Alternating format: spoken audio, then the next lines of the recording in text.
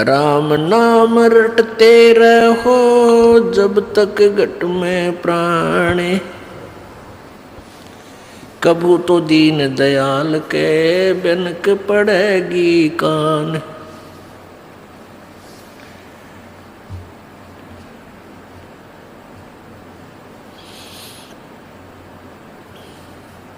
परमपिता परमात्मा पूर्ण ब्रह्म सर्व सृष्टि रचनहार कुल मालिक कबीर देव कबीर साहब कबीर अल्लाह, अल्लाहु अकबर, ये वही परमात्मा है जो बनारस में काशी में भारतवर्ष की पवित्र भूमि पर 120 वर्ष तक रह करके अपने तत्व ज्ञान का प्रचार किया और एक जुलाहे की भूमिका की, और साथ में वो परमात्मा पूर्ण ब्रह्म है और एक तत्वदर्शी संत का रोल भी किया। यथार्थ ज्ञान का प्रचार करने के लिए वो परमेश्वर सतलोक से चल कर आते हैं अपने निज स्थान तक। वो परमात्मा हमें याद दिलाते हैं कि तुम यहाँ के रहने वाले नहीं हो और तुम भूल चुके हो अपने निज स्थान को, जहाँ तुम रहते थे वहाँ तुम बहुत सुखी थे, या कोई सुख नाम की वस्तु तुम्हें नहीं है। प्रत्येक प्राणी सुख की खोज में लगा हुआ है। कोई तो जिसके संतान नहीं है वो सोचता है कि मेरा संतान हो जाए मैं सुखी हो जाऊंगा। जो निर्धन है वो सोचता है मैं धनवान हो जाऊं मैं सुखी हो जाऊंगा। कोई व्यक्ति है जिसके पास थोड़ा बहुत धन है वो सोचता है कि मैं कोई एमएलए मंत्री बन जाऊं मेरी मौज हो जाएगी। एमएलए मंत्री बनने के बाद उसकी नीयत बन जाती है कि मुख्यमंत्री बन जाऊं शायद मेरे ठाठ हो जाएंगे, मौज हो जाएगी, सुख होगा। वहाँ भी उसको सुख नहीं। फिर उसकी नीयत बनती है कि प्रधानमंत्री बनूं शायद तब मेरी मौज होगी। लेकिन यह सुख नाम की चीज किसी को नहीं है। प्रत्येक प्राणी पीड़ित है। ऊपर से हमें ऐसा लगता है जैसे ये सुखी है, लेकिन अंदर से उसको घुन की तरह टेंशन खा रही होती है। अब सतलोक के जो हम जहाँ से हम आए थे उस स्थान का भेद हमारे को किसी ने नहीं दिया, क्योंकि काल भगवान जिसके लोक में हम फंसे पड़े हैं इसने हमें बंदी बना करके यहाँ रोक रखा है, हमारी दुर्गति कर रखी है। अब जिस लोक के हम रहने वाले हैं उस देश का वो मालिक आता है, हमारा पिता आता है, जो हम गलती से इस काल के जाल में फंसे हुए उनको समझाता है कि तुम्हारा मूल ठिकाना नहीं है। तुम्हें क्यों नहीं पता लगा? पीछे गए ना आगे गए ना बावड़े, रहते भी सब जहाँ, बिन साहिब की बंदगी कहीं ठोर ठिकाना ना। परमात्मा कहते हैं भाई पहले जो चले गए तुम्हें छोड़कर वो काल ने भ्रमित कर दिए, कहीं के कहीं पटक दिए ठाकर, वो तो वापस आए नहीं। यूँ बताने के लिए आगे बहुत बुरी दुर्गति है, और जो रह रहे हैं शेष ये भी चले जाएंगे, ये भी मर जाएंगे। साथी हमारे चले गए हम भी चालन हारे, कोई कागज में बाकी रह रही तात लगी है वार। अब यह इतने दुखी हैं हम, जिसकी मृत्यु होगी उसको तो हम सोच लेते हैं मर गया भाई मर गया, कोई बात नहीं, इसका अंतिम संस्कार करो और क्रिया करके फारिग हो गए। शेष बचे हुए ये सोचते हैं हम अभी नहीं मरेंगे। परमात्मा कहते हैं विचार करो, जैसे वो चले गए वो भी यही सोचे हुए थे हम अभी नहीं मरेंगे। साथी हमारे चले गए और हम भी चालनहार। परमेश्वर अपने ऊपर ही ये सब उदाहरण दे करके हमें समझाना चाहता है। और कोई कागज में बाकी रह रही तात लाग रही वार। अभी तेरे सांस शेष हैं प्रभु के कागजों में, इसलिए तू शेष बचा है। जिस दिन वो कागज पूरे हो जाएंगे, 1 सेकंड ना घर वाले रखें और तो रखेगा कौन है। तो क्या बताते हैं कि आगे गए ना बावड़े, बावड़े माने वापस नहीं आए, और रहते भी सब जान और बिन परमेश्वर की बंदगी की तो ठोर ठिकाना ना। आज आपने अपना घर, अपना देश, अपने बच्चे अपना ठिकाना मान रखा है कि हम यहाँ रहते हैं, ये हमारा ठिकाना है, और कल मृत्यु हो जाती है। कहाँ गए? पुण्यकर्मी स्वर्ग में, पाप किए हैं फिर स्वर्ग में जब पुण्य समाप्त हो जाएंगे फिर नरक में, और जब नरक वो पाप नरक के जितने भोगने हैं वो भोग पूरे हो जाएंगे, समाप्त हो जाएंगे, फिर पृथ्वी पर गधे की योनि में, गधे की योनि का संस्कार पूरा हुआ, फिर कुत्ते की योनि में, कुत्ते का पूरा हुआ, फिर दूसरे की योनि में। कितना ठोर ठिकाना ना स्वर्ग में ठोर ठिकाना, ना नरक में ठोर ठिकाना, ना मनुष्य जीवन में ठोर ठिकाना, ना देवता रूप में तेरा ठोर ठिकाना, क्योंकि यहाँ तो जन्म और मृत्यु का अटल विधान है। एक ऐसा स्थान है जहाँ जाने के बाद फिर मृत्यु नहीं होती, वहाँ कोई दुख नहीं, वहाँ बुढ़ापा नहीं और मृत्यु नहीं। ये 2 दुश्मन है इस प्राणी के। एक तो वृद्धावस्था, सबसे भयंकर दुख है वृद्धावस्था। अब कोई रोग हो गया, उसका ट्रीटमेंट हो जा, इलाज है। इस वृद्धावस्था का कोई इलाज नहीं। इसका इलाज है लेकिन ये प्रोसीजर लंबा है। परमात्मा के चरणों में आवे, पूर्ण ब्रह्म की साधना करे, परम संत से लेकर आखिरी सांस तक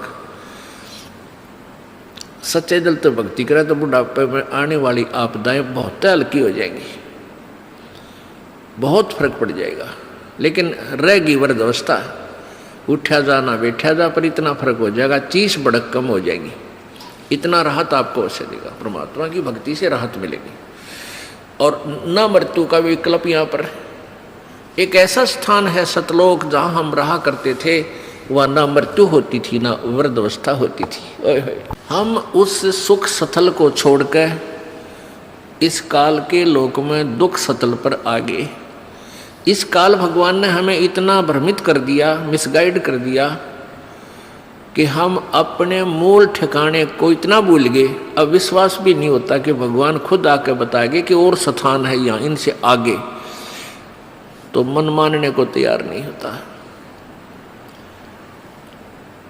काल यही चाहता है कि ये भूल जाओ उस भगवान को, कहीं ये यहाँ से निकल ना जावे, क्योंकि काल भगवान जो यहाँ का मालिक है, ब्रह्म, जिसको ज्योति निरंजन भी कहते हैं, उसको श्राप लगा हुआ है।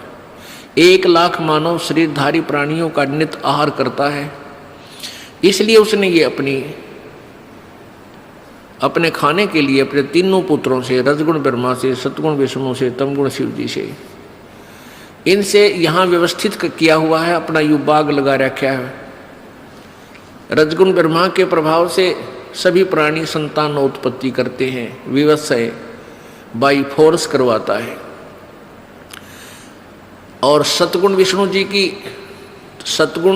जी के प्रभाव से एक दूसरे में मोह ममता इतनी जकड़ दी जाती है, जीव के बस का नहीं। और तमगुण शिव जी हमारा संहार कर देता है। तो ये काल भगवान नहीं चाहता कि कोई प्राणी परमात्मा के बारे में जान सके, भ्रमित ज्ञान करवाता है, अपने दूत संत भेज के उल्टा ज्ञान की कथा सुनवाता है, पूरे समाज को शास्त्र विरुद्ध ज्ञान से रंगवा देता है। परमेश्वर स्वयं आते हैं और अपने तत्व ज्ञान का वो प्रचार स्वयं ही करते हैं, अपनी महिमा आप बताते हैं, अपने सतलोक के विषय में जानकारी देते हैं। उस सतलोक में हमें कितना सुख है। शंखों लहर मेहर की उपज कहर नहीं जा कोई, दास गरीब अचल अविनाशी, सुख का सागर सोई। शंखों लहर मेहर की उपजे और कहर नहीं जा कोई। ओए होए। दास गरीब अचल अविनाशी, सुख का सागर सोई। अब कभी कभी एकांत में अकेले बैठे हों,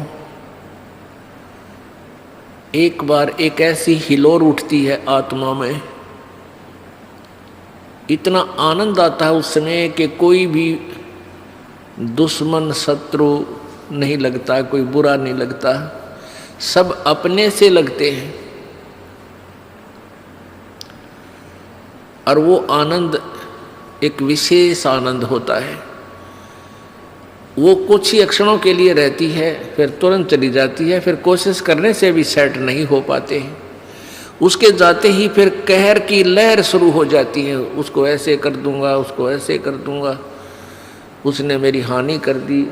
भाई लड़की नहीं ब्याही गई, किसी की बेटी की ब्याह हो गया तो बेटी का बालक ना होए, भगवान क्या होगा, कहीं वो छोड़ ना दें। और इसी प्रकार ना जाने बिना गिनती की टेंशन और वो कहर की लहर प्रारंभ हो जाती है। परमात्मा कहते हैं उस सतलोक के अंदर, गरीबदास साहिब जी बता रहे हैं, आंखों देखा कबीर परमेश्वर की कृपा से गरीबदास जी महाराज जी ने सतलोक के दर्शन किए थे और परमात्मा को देखा था। उन्होंने आकर बताया था कि हम सुल्तानी नानक तारे दादू को उपदेश दिया, जाति जुलाहा भेद न पाया वो काशी माए कबीर हुआ। वही गरीबदास साहिब जी आंखों देखा हाल बता रहे हैं कि शंखों लहर मेहर की उपजे कहर नहीं जा कोई, और दास गरीब अचल अविनाशी सुख का सागर सोई। वो सुख का सागर है। अब पुण्यात्माओं, सत्संग ज्ञान से ज्ञान होता है। पहले हमने अज्ञान सुना था, वो अज्ञान सेट हो गया हमारे हृदय में, वो सच्चा मान लिया हमने। अब इस तत्व ज्ञान को सुनोगे रह रह कर, ये भी आपको कुछ दिनों में सेट हो जाएगा और ये सत्य है, ये सत्य ही सत्य महसूस होगा। पहले असत्य को हम सत्य मान बैठे थे, तो इस ज्ञान से ही आपको ये ज्ञान होगा। अब मृत्यु तो एक दिन होनी है और इसका कोई फिक्स भी कोई नहीं, अंदाजा ला रखा हमने कि भाई 100 वर्ष तक आदमी व्यक्ति मानव शरीर रह सकता है, लेकिन ये 60-70 वर्ष के बाद तक ये शरीर भी जान का झाड़ हो जाएगा। वो जीवो चाहे ना जीवो 70 साल पाछे, तो वो तो ठीक है, लालच छूटा कोई ना, मरा जाता कोई नहीं, जीव प्यारा सब ने लगे है, चाहे 100 वर्ष का भी हो गया, नहीं सोचा और जी जाऊं। तो ऐसी भावना क्यों है हमारे अंदर? क्योंकि हम ऐसे लोक में रहा करते थे, वहां मृत्यु नहीं होती थी, और वो आत्मा को आज भी खटक रही है, भाई मरना नहीं चाहिए। हम सतलोक में रहते थे, वह मृत्यु नहीं होती थी। तो इसलिए अब भी इस आत्मा को न्यू लगा है, यो क्यों मर गए, हम क्यों मर रहे हैं, ये मरना नहीं चाहिए।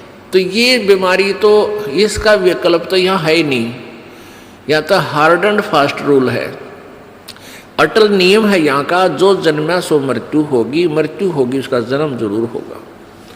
और सतलोक में ये नियम है कि वहाँ पुनर्जन्म नहीं है, वहाँ वृद्ध अवस्था नहीं है, युवा शरीर रहेगा, सदा युवा शरीर रहेगा, किसी चीज़ का अभाव नहीं, कोई वहाँ काम नहीं, और ये हार्ड चाम का शरीर नहीं। पुण्यात्माओं, ज्ञान से ही ज्ञान होता है, सुनने से ही ज्ञान होता है, सत्संग से आपको प्रेरणा मिलती है कि हम अपनी मृत्यु तो होनी ही है, अवश्य होनी है। तो क्यों ना हम अपना पूरी टारगेट, पूरा उद्देश्य सच्चे दिल से सतलोक जाने का बनाए, क्योंकि इस ज्ञान से आपको ये प्रमाण मिलेंगे, 100 प्रमाण देगा ये दास आपको कि ये लोक अपना नहीं है, अपना लोक सतलोक है। और उस सतलोक को किस किस ने सेकंड किया है, किस किस ने समर्थन किया है, खुद परमेश्वर ने आके बताया कबीर जी ने। और फिर कबीर परमेश्वर जी ने अपनी प्यारी आत्माओं, जो अश्रेष्ठ आत्माएं होती हैं, उस समय अच्छी आत्माएं होती हैं, उनको अपना गवाह बनाया, उनकी आत्मा को सतलोक लेकर गए, उस प्यारी आत्माओं को सचखंड दिखाया, अपना वास्तविक वहाँ परिचय कराया, समर्थता का ज्ञान कराया, वहाँ का सुख से परिचित करवाया, फिर उनको वापस शरीर में छोड़ा, जनता में वो अपना ज्ञान प्रचार करो।